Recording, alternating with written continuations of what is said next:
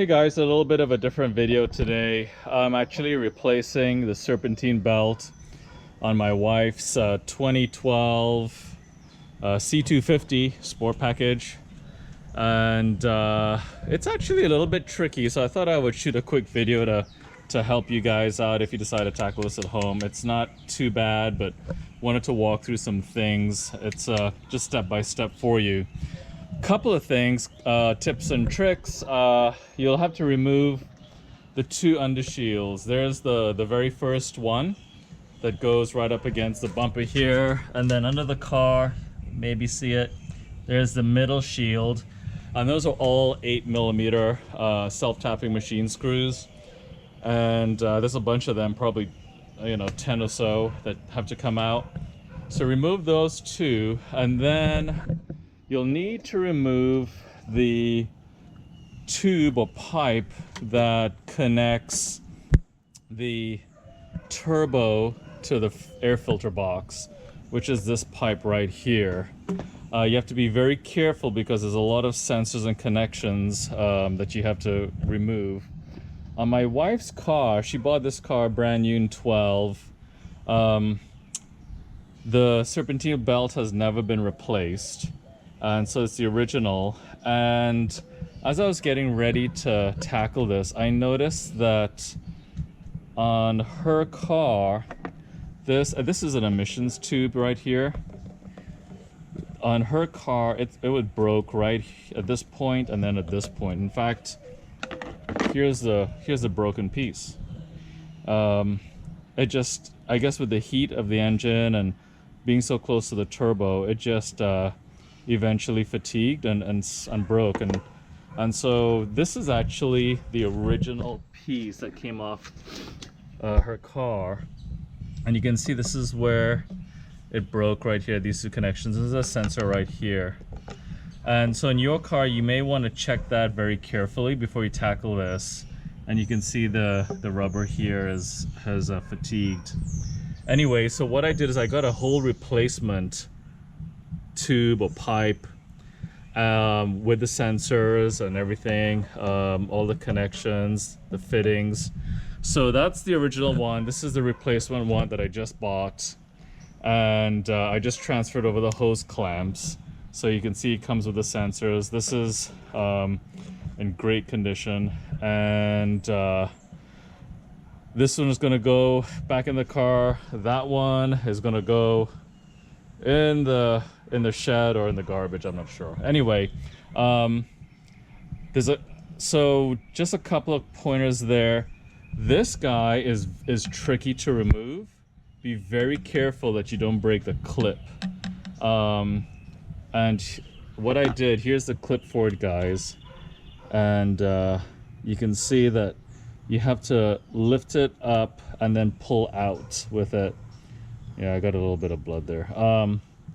So you can see that's the action of it there, and then it'll pop, slide out. Don't force anything because it'll break for sure. And then this one right here, I actually had to cut. It's a stainless steel clip, which is, Mercedes has these stainless steel clips. I had to cut this out, which is on right here. So I had to cut that guy out. And I'll just go back with a regular stainless steel worm and roller type clamp. This one was very easy to remove. It's a friction fit. Just press the rubber, the red sides in, and then it'll slip out. The tricky one was this guy right here, and to remove that you have to slide this gray piece towards the engine and then just wiggle it out very carefully, and it'll come out.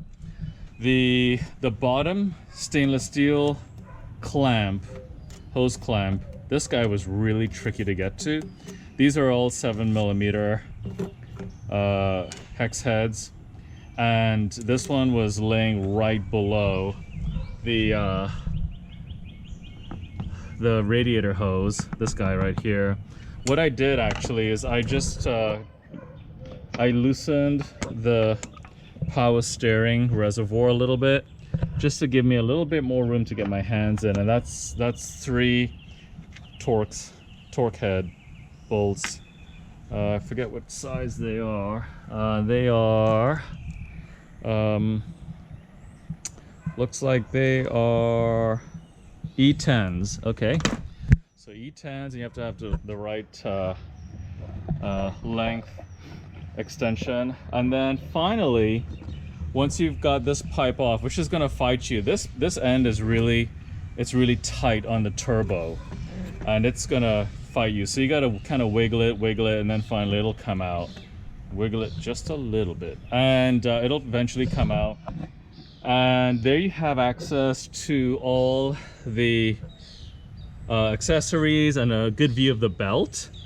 And it might not be obvious at first, but the tensioner is right here. There's a tensioner, and I used my Torx, and it's a Torx bolt, and you can see by me